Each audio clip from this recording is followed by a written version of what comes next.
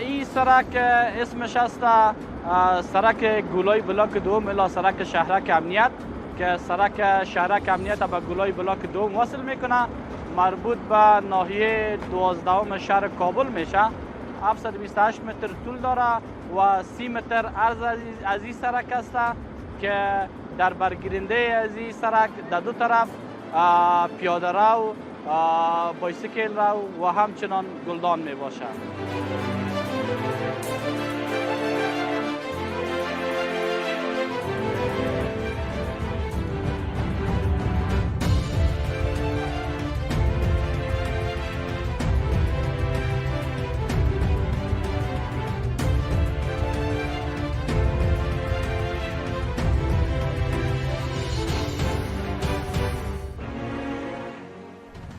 اعمار این سرک ما و امثال ما تمام شهروندان خیلی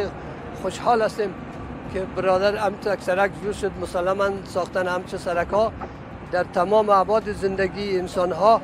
حتی در تمام کشور برادر رو به سزای داره و خواهش ما از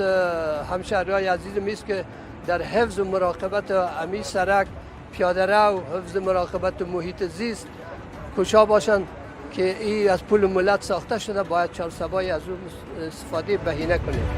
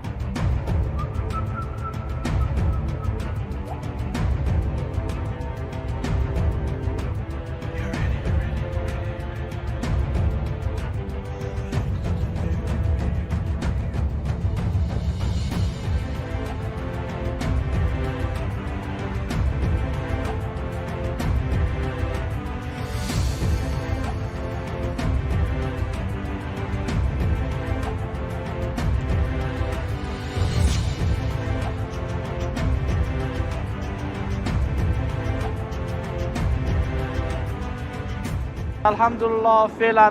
اداره محترم شاروالی کابل بسیار یک نظارت خوب دقیق از پروژه دارم که آمریت نظارت از پروژه زیربنایی و آمریت تضمین کیفیت هر دو در پروژه سهیم می باشند که تحت ریاست تنظیم برنامه و پروژه را مراقبت می کنند، کیفیت مواد، سرعت کار در پروژه، همه موارد الحمدلله به طور خوبتر و احسنتر مطابق با مشخصات تکنیکی در پروژه شاروالی کابل به پیش میره.